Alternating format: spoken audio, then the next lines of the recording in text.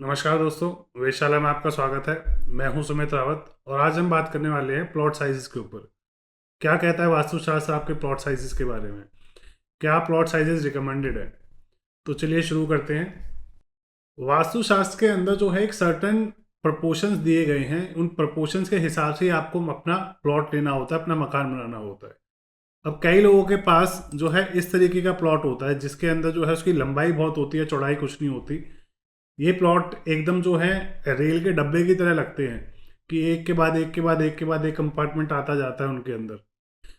इन plots में जो दिक्कत है, जैसे कि आप 80 बाई 20 का प्लॉट ले लो, इस ऐसी डायमेंशन के प्लॉट भी होते हैं। 80 60 बाई 20 के भी प्लॉट्स होते हैं।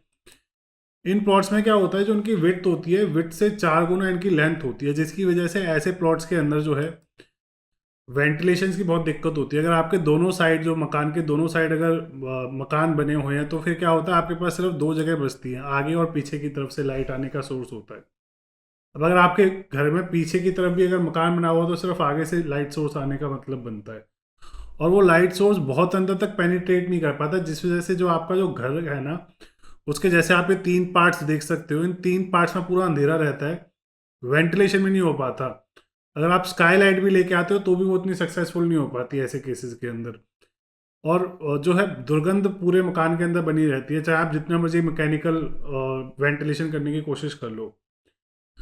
ऐसे मकानों में ऐसा होता है कि कल को लाइट चली गई तो पूरे में अंधेरा अंधेरा हो जाता है। जैसे कि काले पानी की सजा होती थी, या किसी प्रिजनर को जो है अंधेरे के अंदर रखा जाता था, वैसी कंडीशन ऐसे मकानों में बन जाती है। अब ऐसे मकानों के अंदर वास्तु भी ढंग से फॉलो नहीं हो पाता। तो ये अगर डिफरेंट डिफरेंट जो शेप्स होती हैं, अगर डिफरेंट शेप्स के जो प्लॉट्स होते हैं, जो लीनियर्स होते हैं, ये आपको कभी रिकमेंडेड नहीं है वास्तुशास्त्र के अंदर लेने के लिए। अब ऐसे प्लॉट्स में दिक्कत क्या होती है कि आपका जो वास्तु पुरुष मंडल है वो पूरा लागू नहीं हो पाता। अगर आप ऐसे प्लॉट्स पर अगर वास्तु पुरुष मंडल लगाने की कोशिश करोगे, तो जो लेफ्ट और राइट साइड का जो पार्ट है वास्तु पुरुष मंडल का, कट जाता है। और वास्तु के अंदर जो आपको बोला हुआ है कि मैक्सिमम जो आप लेंथ इंटू ब्रेथ रेशियो ले सकते हो, 1.5 तक ले सकते हो। कई लोग 2.2 1:2 का रेशियो भी लेते हैं। उसके अंदर भी क्या होता है कि आपको फ्रंट ईस्ट और वेस्ट वाला जो पार्ट है, मतलब आपकी मेन रोड का और पीछे वाला साइड जो, उसमें आपको काफ़ी सारा एरिया छोड़ना पड़ता है, जिस वजह से जो आपका प्रोपोर्शंस निकल के आते हैं वो भी 1.5 प्रोपोर्शन ही निकल के आता है। तो इस तरीके के जो प्लॉट्स हैं आपको कभी लेने नहीं चाहिए। इन प्लॉट्स के अंदर दिक्कत क्या होती है, ऐसे जो लंबे प्लॉट्स होते हैं, इनके वास्तु के अकॉर्डिंग ऐसे प्लॉट्स के अंदर जो है गवर्नमेंट से आपको प्रॉब्लम आने के चांसेस बनते हैं। ऐसे प्लॉट्स के अंदर बीमारियां रहती हैं, बिना बात का डर लगा हुआ रहता है, पॉवर्टी होने के बहुत ज़्यादा चांसेस बनते हैं, गरीबी आने के चांसेस बने रहते हैं। अब बात करते हैं किस तरीके के प्लॉट्स लेने चाहिए वास्तु पुरुष के अकॉर्डिंग।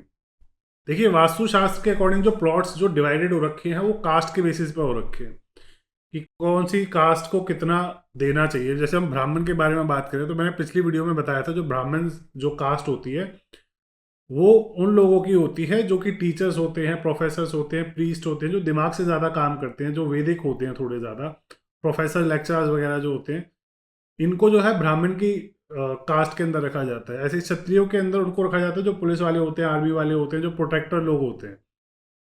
वैश्या वर्ण के अंदर बिजनेसमैन लोग आते हैं जो बिजनेस करते हैं, और जो शूद्र होते हैं वो वर्किंग क्लास पीपल होते हैं, आर्ट एंड क्राफ्ट के अंदर काम कर रहे होते हैं। ब्राह्मण लोगों के लिए जो प्लॉट साइज जो दिया गया है वो दिया गया है 32 हस्त। पुराने टाइम में जो यूनिट होती थी मेजरमेंट की, वो हस्त होती थी, क्योंकि हर आदमी का हाथ उसकी हाइट के हिसाब से होता था। जैसा कि जो आर्किटेक्चर के अंदर क्या है, लिनार्डो प्रिंसिपल को देखा जाता है कि आपकी हाइट के अकॉर्डिंग आपके जो घर होता है उसको बनाया जाता है। तो पुराने टाइम में वास्तुकला के अंदर भी जो यूनिट होती थी वो इंसान की हाइट के हिसाब से हुआ करती थी। जैसा कि हम एक पलंग बनाते हैं, पलंग अगर 6 फुट का इंसान है तो उसके लिए कम से कम आप 7 फुट का पलंग बनाओगे, थोड़ा हेडरूम छोड़ते हो। इसी तरीके से 4 या 5 फुट वाले के लिए आप 5 फुट का पलंग बनाओगे। ऐसे ही आपके घर का साइज होता है, आपके घर के अंदर भी इसी तरीके से जो है यूनिट्स ली जाती हैं। तो पुराने टाइम में हस्त के हिसाब से ली जाती थी, बट आज हम हस्त नहीं मानते, हम फीट्स इंचेस या मीटर्स में काम करते हैं। तो अब ये जो कैलकुलेशंस की गई हैं, ये सारी कैलकुलेशंस फीट के हिसाब से की गई हैं। तो ब्राह्मण वाले जो लोग हैं, इनके लिए 32 फीट का जो है प्लॉट का ब्रेथ बताया गया है। अब ये ब्रेथ ही बताई गई है, ब्रेथ के हिसाब से आपको लेंथ निकालनी होती है। तो ब्राह्मण कास्ट वाले जो हैं, इनके लिए लेंथ निकालने का फॉर्मूला ये होता है कि आपकी जो ब्रेथ है, उस ब्रेथ के अंदर आप ब्रेथ का 1/10 पार्ट और ऐड कर दे तो आपकी लेंथ निकल के आ जाती है। जैसे इस केस के अंदर अगर हम लेते हैं 32 फीट आपको के अंदर आप 32/10 उसका पार्ट लेते हो तो आपकी जो लेंथ निकल के आती है वो 35 फीट 2 इंचेस निकल के आती है। तो ब्राह्मण वालों के लिए, जो ब्राह्मण लोग हैं जो कि टीचिंग प्रोफेशंस के अंदर हैं, स्कॉलर्स हैं, वैदिक हैं, जो पूजा प्रीस्ट वगैरह के काम में इंडल्ज हैं, उनको इस साइज का जो है प्लॉट लेना काफ़ी अच्छा रहता है उनके लिए। अब ब्राह्मण्स में क्या होता है, एक अकेला ब्राह्मण नहीं होता, ब्राह्मण के अंदर भी बहुत ऊपर का स्कॉलर होता है। जैसे कि हर एक की पदवी होती है, एक बड़ा पंडित होता है, पंडित के नीचे पंडित होता है, प्रोफेसर बड़ा होता है, प्रोफेसर के नीचे बड़ा छोटे प्रोफेसर होते हैं। तो ऐसे ही ब्राह्मण के अंदर भी डिफरेंट डिफरेंट स्टेजेस दे रखी है। तो ये टॉप क्लास के ब्राह्मण के लिए आपकी दे रखी है। इससे जो नीचे वाला ब्राह्मण होता है, जैसे जो नीचे वाला पदवी वाला इंसान होता है, उसके लिए आपको 4 हस्त या 4 फीट जो है आपको ब्रेथ में कम कर देना है और उसी के हिसाब से आपको लेंथ निकालनी है। अब बात करते हैं क्षत्रिय वर्ण वालों के लिए। जो क्षत्रिय वर्ण वाले लोग होते हैं, इनके लिए क्या बताया गया है, इनके लिए जो ब्रेथ बताई गई है वो 28 फीट बताई गई है, 28 हस्त बताई गई है। और इनका जो फॉर्मूला है निकालने का वो ब्रेथ है, ब्रेथ प्लस ब्रेथ का 8th पार्ट। जैसे कि अगर आप 28 को 8 से डिवाइड करते हो और उसे 28 में ही प्लस कर देते हो तो जो आपकी लेंथ निकल के आएगी वो 31.2 निकल के आएगी, 31 फीट 2 इंचेस। और क्षत्रिय वर्ण के अंदर भी इसी तरीके से बताया गया है। क्षत्रिय जैसे कि अगर आपका चीफ कमांडर है, उससे नीचे वाला जो पोस्ट होगा उसके अंदर भी डिफरेंट टाइप ऑफ उसको एरिया दिया जाएगा। तो इसी तरीके से इनको भी जो है 4 हाथ या 4 हस्त या 4 फीट जो आप कह लो वो कम होता चला जाता है। बट किसी भी कास्ट को 16 हाथ या 16 हस्त से नीचे नहीं जाना चाहिए, उसके बाद जो है काफी वास्तुदोष उसमें लग जाता है। वैश्यावानों के लिए, जो वैश्यावन होता है उनके लिए जो ब्रेथ बताई गई है वो बताई गई है 24 फीट या 24 हस्त। अब ये 24 हस्त इसका जो फॉर्मूला है, इसकी जो लेंथ निकालने का फॉर्मूला है वो ये है, जो आपकी ब्रेथ होगी, ब्रेथ का 1/3 पार्ट आपको ब्रेथ में ही ऐड करना है। तो जैसे बता, इसके अंदर 24 है तो 24 प्लस 24 डिवाइड बाई 3 तो आपका 28 फीट निकल के आता है। वैश्यावन वालों के लिए भी यही है कि जो छोटा कैटेगरी का होगा बिजनेसमैन, उसके लिए जो है 4 हाथ कम कर दिया जाएगा, 4 हस्त कम कर दिया जाएगा, 4 फीट कम कर दिया जाएगा। अब लास्ट वर्ण आता है शूद्र वर्ण। अब शूद्र वर्ण को जो आपको अलाउड विड्थ है वो है 20 फीट 20 हस्त। अब शूद्र के अंदर भी जो है, जो इससे नीचे वाली जो कास्ट जाएगा, जो इससे नीचे का जो लेवल जाएगा वो 16 तक जाएगा, 16 से नीचे ज़्यादा नहीं जाएगा। और इसकी जो लेंथ निकालने का फॉर्मूला है वो ये आपकी जो ब्रेथ है उसका 4th पार्ट आपको ब्रेथ में ऐड करना होता है। तो आपका 26 निकल के आता है आपकी लेंथ। तो आप देखोगे आपकी, अगर आप कंपेयर करोगे, जो सबसे ज़्यादा लेंथ में जो कम डायमेंशंस आती हैं वो आती हैं ब्राह्मण्स की, उसके बाद आती है क्षत्रिय की, उसके बाद आती है वैश्य की, उसके बाद आती है शूद्र की। और ब्रेथ भी सबकी कम होती चली जाती है वर्ण के हिसाब से।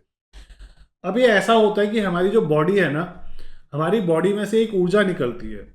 हर एक इंसान की बॉडी में से अलग टाइप की ऊर्जा निकलती है। जो जिस तरीके की थिंकिंग रखता है, जिस तरीके के विचार रखता है, उसको उतना ही बड़ा स्पेस चाहिए होता है। इसी तरीके से जो राजाओं के लिए बताया गया है, उनके लिए 108 हस्त बताया गया है कि उनका 108 हस्त का जो महल होना चाहिए, एरिया होना चाहिए जहां वो रहे। तो इसी तरीके से वर्ण के हिसाब से है। अब इनके अंदर कुछ स्पेसिफिक अलग चीज़ों के लिए भी बताया हुआ है, जैसे कि एस्ट्रोलॉजर्स हो गए। एस्ट्रोलॉजर्स के लिए जो आपकी ब्रेथ बता रखी है, जो कि आपको प्लॉट की ब्रेथ देनी है, वो देनी है 40 फुट 40 हस्त। और लेंथ निकालने के लिए आपको क्या है, 6 से ब्रेथ को डिवाइड करना है और फिर ब्रेथ के अंदर ही ऐड कर देना है। तो जैसे कि अगर आप 40 को 6 से डिवाइड करते हो और 40 में ही प्लस कर देते हो तो 46 फीट 6 इंच निकल के आ जाता है। अब एस्ट्रोलॉजर्स के बाद बारी आती है डॉक्टर्स की। तो डॉक्टर्स के लिए क्या है, 4 हाथ कम बता रखा है इसके अंदर। जैसे कि ये 36 हस्त बता रखा है या 36 फीट बता रखा है। 6 से डिवाइड करोगे तो आपकी जो लेंथ निकल के आएगी, ब्रेथ में जब ऐड करोगे तो 42 फीट निकल के आएगी। ऐसे ही टीचर्स के लिए बता रखा है 4 हाथ फिर कम हो जाता है, 32 हस्त आपको उनको ब्रेथ देनी है।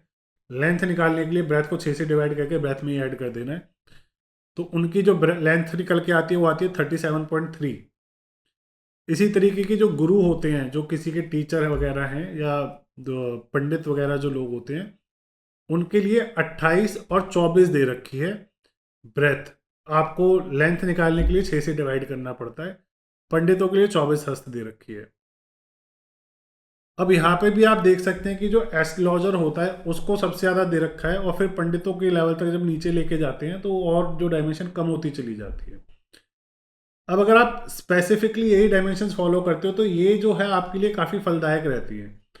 अब इनके अंदर क्या होता है, जब आप इन प्लॉट के अंदर मकान बनाते हो तो आप बाहर की तरफ कुछ जगह छोड़ते हो, कुछ पीछे की तरफ जगह छोड़ते हो। कई लोग आस पड़ोस में अगर दोनों तरफ मकान बने हुए हैं, पीछे की तरफ मकान बने हुए हैं, तो 3 जगह तीन जगह 3 साइड जगह छोड़ देते हैं। कई लोग चारों साइड जगह छोड़ देते हैं। तो इनका अब इम्पैक्ट इन प्लॉट्स पे आता है, जैसा कि मैंने आपको फर्स्ट स्लाइड के अंदर बताया था कि जिनका लॉन्गिट्यूडनल लीनियर जो मकान होता है उसमें आपको आगे पीछे जगह छोड़ के उसके बाद उसमें वास्तु पुरुष मंडल लगाना पड़ता है। वास्तु पुरुष मंडल जैसे अब लोग कहेंगे कि कितनी लंबाई तक वास्तु पुरुष मंडल लगाया जा सकता है। देखिए, होता तो स्क्वायर ही है, बट इसे आप रेक्टेंगुलर वे में भी लगा सकते हो, बट रेक्टेंगुलर वे में आप इसको, इसकी जो ब्रेथ होती है उससे 1.5 एरिया तक ही लेके जा सकते हो। और ये लग पाता है जो आपका प्लॉट होता है, जो रेक्टेंगुलर प्लॉट होता है, लेंथ इनटू ब्रेथ जो होती है वो अगर 1/2 रेशियो हो, अगर आपकी ब्रेथ 30 है तो आप ज़्यादा से ज़्यादा जो लेंथ है 60 ले सकते हो। उसके अंदर भी आपको आगे पीछे 10-10 फुट जगह छोड़नी पड़ती है। उसके बाद जो आपका जो मकान बनता है उस पर वास्तु पुरुष मंडल लागू होता है।